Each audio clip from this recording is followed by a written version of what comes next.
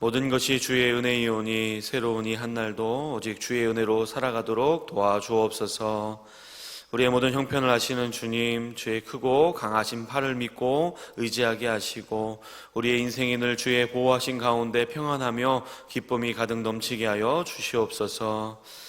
이 세상의 모든 것을 뒤로하고 오직 하나님만 믿고 사랑하며 만족하며 살아가게 하시고 주님의 뜻에 순종함으로 하나님께 영광 돌리는 복되한 인생들 되게 하여 주시옵소서. 주님께서 인도하시고 허락하신 이 새벽기도의 시간 오직 주님의 임재를 갈망합니다. 주의 임재와 영광 가운데 주님과 깊은 사귐이 있게 하여 주시옵소서.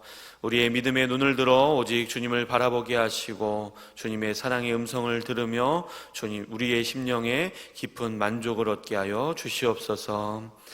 감사 헌금 드린 손길 기억하여 주시고 날마다 주님께서 베풀어 주시는 그 은혜와 축복으로 말미암아 감사가 더욱 넘치는 복된 인생 되게 하여 주옵소서. 오늘도 로마서의 말씀을 함께 나눕니다. 성령 하나님 함께 하셔서 각 사람 가운데 조명하여 주시고 말씀의 은혜와 능력이 충만케 하여 주시옵소서. 우리 구주 예수 그리스도의 이름으로 기도드립니다. 아멘. 하나님의 말씀 신약성경 로마서 7장 14절에서 25절까지의 말씀입니다.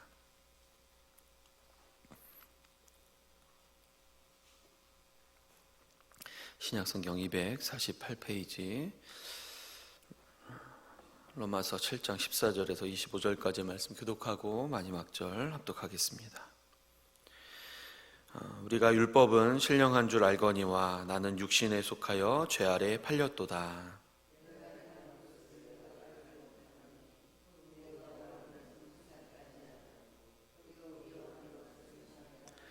만일 내가 원하지 아니하는 그것을 행하면 내가 이로써 율법이 선한 것을 시인하노니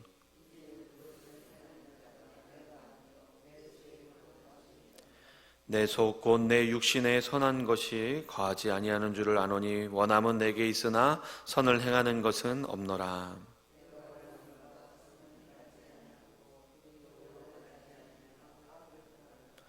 만일 내가 원하지 아니하는 그것을 하면 이를 행하는 자는 내가 아니요 내 속에 거하는 죄니라.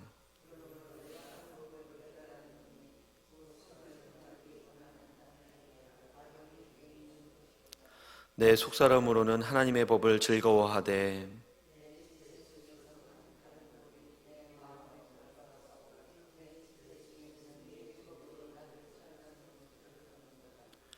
오호라 나는 곤고한 사람이로다. 이 사망의 몸에서 누가 나를 건져내랴.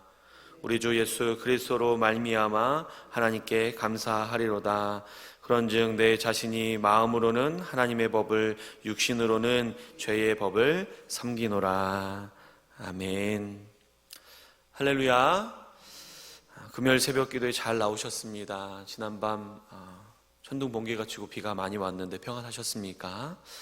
함께 하시는 모든 성도님들에게 하나님의 풍성하신 은혜가 함께 하시기를 주님의 이름으로 축복합니다. 사도 바울의 계속되는 예수 그리스도의 복음에 대한 자세한 설명을 살펴보고 있습니다.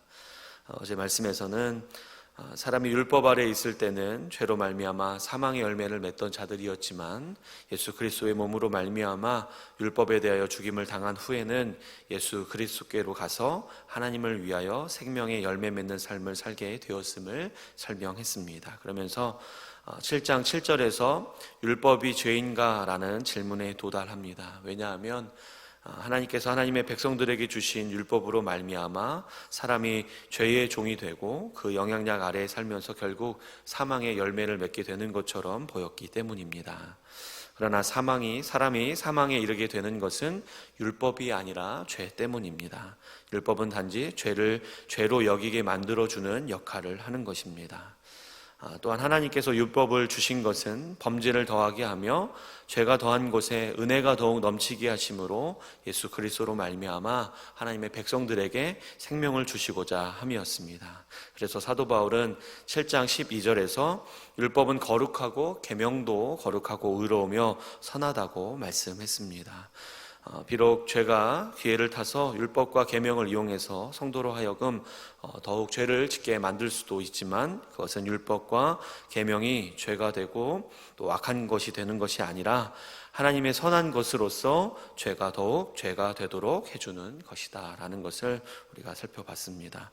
이제 오늘 본문 14절에서는 이 거룩하고 또 의로우며 선한 율법이 신령하다라는 말씀으로 시작을 하고 있습니다. 율법이 신령하다는 것은 율법이 하나님과 관련되고 또 성령의 특성을 공유하고 있다라는 뜻이 되겠습니다. 그래서 율법은 죄와 또 육신에 속하여 죄 아래 있는 나와는 다르다라는 것을 설명해 주고 있는 것입니다. 그러면서 이제 본문 15절에서 20절의 말씀을 통해서는 나라고 지칭된 사도 바울 자신뿐만 아니라 성도들 안에 일어나는 나와 율법과 죄의 관계에 대해서 설명을 이어가고 있습니다. 먼저 오늘 본문 15절에서는 내가 행하는 것을 내가 알지 못한다 라고 말씀합니다. 여기서 나는 먼저 어떤 상태의 사람입니까? 14절에 육신에 속하여 죄 아래 팔려있는 상태의 나입니다. 그런 상태 가운데서 내가 행하는 것을 내가 알지 못한다 라고 말씀하고 있는 것입니다. 왜냐하면 자신이 원하는 것, 즉 선을 행하지 않고 오히려 자신이 원하지 않고 미워하는 악을 행하고 있기 때문입니다. 또한 이런 아이러니한 상황에서 그가 깨닫게 되는 것은 율법은 선하다는 것이고 그것과 함께 자기 속에 거하는 죄가 자신이 원치 않고 미워하는 악을 행한다라는 것을 깨닫고 있는 것입니다. 그러면 먼저 자신이 원치 않는 악을 행하게 되는 것을 통해서 어떻게 율법이 선하다라는 것을 그가 시인할 수가 있었겠습니까? 사도 바울은 예수님을 만나기 전까진 율법을 열심히 따르고 있었고 율법을 따르게 되면 결코 악을 행하게 되지 않는다라는 것을 잘 알고 있었기 때문입니다. 하나님께서 이스라엘 백성들을 위해서 주신 율법이 그들로 하여금 악을 행하게 하는 것이 아니고 하나님의 백성들이 오히려 악을 저지르지 않도록 그것을 금하고 있는 것이 바로 율법이었습니다. 그렇기에 율법이 악을 행하게 함과 관련 없음을 깨닫게 되면서 율법이 선한 것이다 라고 스스로 시인할 수밖에 없었던 것입니다. 그러면서 자연스럽게 자신으로 하여금 이 악을 행하게 하는 원인이 죄다라는 것을 깨닫게 되는 것입니다. 본문 17절 말씀입니다. 이제는 그것을 행하는 자가 내가 아니요 내 속에 거하는 죄니라. 아멘. 내 속에 있는 죄가 악을 행하게 한다라고 깨닫기 전에 또한 악을 행하게 하는 것은 나 자신도 아니다라고 말씀하고 있습니다. 앞서 살펴본 것처럼 하나님이 주신 율법은 선하며 또 나는 선을 행하기 원하지만 이 원하지 않는 악을 행하는 것을 보면서 그것을 행하는 자가 나도 아니고 내 속에 있는 죄라는 것을 깨닫고 있는 것입니다. 그러니까 예수 그리스도로 말미암아 구원받은 하나님의 자녀들일지라도 여전히 육신에 속하여 살아가고 있기 때문에 나는 원하지 않지만 내 속에 있는 죄가 악을 행하게 한다라는 말씀을 계속해서 하고 있는 것입니다. 그래서 여기서 우리가 위로와 은혜를 얻을 수가 있겠습니다. 아직까지도 우리에게 끊어지지 않고 있지만 우리가 원하지 않는 그런 악한 일들이 우리의 삶 가운데 있다 할지라도 우리가 자책하고 또 절망하며 낙심할 필요가 없다는 것이죠. 왜냐하면 우리 속에 거하는 죄가 우리가 원하지 않아도 악을 행하게 하기 때문입니다. 우리가 원하지 않지만 여전히 끊어지지 않는 죄들과 또 변하지 않는 우리 자신의 삶을 보면서 자책과 또 절망, 낙심 중에 계신 성도님들 계신다면 이 말씀들을 통해서 위로와 또 은혜를 받으실 수 있기를 바랍니다. 이런 삶은 우리가 육체 가운데 살아가기 때문에 불가피한 것입니다. 하지만 그렇다고 우리가 손 놓고 포기하고 있어서는 안 되고 신약성경 히브리서 12장 4절에서 말씀하고 있는 것처럼 죄와 싸우되 피 흘리기까지 대항해야 하는 것입니다. 우리는 원치 않고 우리가 악을 행하는 것이 아니라 우리 속에 있는 죄가 악을 행하지만 그렇더라도 우리는 죄와 싸우되 피 흘리기까지 대항해야 합니다. 왜 그렇습니까? 마지막 심판날에 하나님의 심판대 앞에서 우리는 우리가 행한 악에 대하여서 내 속에 있는 죄가 악을 행했다라고 핑계할 수가 없기 때문입니다. 우리 속에 있는 죄와 싸우시되 피 흘리기까지 대항하시고 마지막 날 하나님의 심판대 앞에서 하나님의 위로와 칭찬을 받을 수 있는 우리 모두가 되실 수 있기를 간절히 소망합니다. 또한 이러한 상황 가운데 깨닫게 되는 것, 내 속에 선한 것이 거하지 않는다라는 것을 말씀하고 있습니다. 본문 19절 말씀입니다. 내 속 곧 내 육신에 선한 것이 거하지 아니하는 줄을 아노니 원함은 내게 있으나 선을 행하는 것은 없노라. 아멘. 이미 아담으로부터 시작된 죄로 인해서 우리의 육신에는 선한 것이 거하지 않게 되었습니다. 그래서 우리가 육체대로 살아가게 되면, 다른 말로 그냥 생긴 대로 살아가게 되면 결코 어떤 선한 것을 행하며 살아갈 수가 없는 것입니다. 다만 율법과 믿음으로 말미암아 선을 행하고자 하는 그런 원함은 우리 가운데 있을 수 있습니다. 선을 행해야 하는 것을 알고 있기 때문에 그것을 하고자 하는 원함은 우리에게 있는 것입니다. 하지만 그 원함대로 선을 행하고자 실천할 수 있는 힘이 우리 가운데는 없는 것이죠. 이런 상황에 처해 있는 사도 바울의 간절하며 안타까운 고백이 또 아주 유명한 말씀인 본문 24절 말씀입니다. 본문 24절 말씀은 우리가 한번 같이 다시 한번 함께 읽도록 하겠습니다. 시작. 오라 나는 곤고한 사람이로다. 이 사망의 몸에서 누가 나를 건져내랴. 아멘. 왜 이 사도 바울의 고백이 유명하겠습니까? 사람이라면, 또한 하나님의 자녀라면 누구나 동일한 갈등과 고뇌 속에서 사도 바울과 같은 이 고백을 하게 되기 때문입니다.